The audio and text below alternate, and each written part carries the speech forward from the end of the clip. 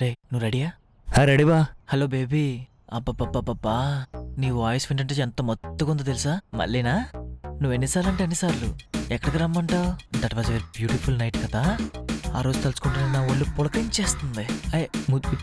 ఇప్పుడు ముద్దేంటి? ఎవరు లేరు, ఎవరైనా ఉన్న బొక్క మనలేం బీక్తారు. ఫస్ట్ నువ్వే. అబ్బా కొంచెం మెల్లిగా. ఇప్పుడు నేనా? ఓకే. ఏంటిది ఫోన్ కట్ అయిపోయింది?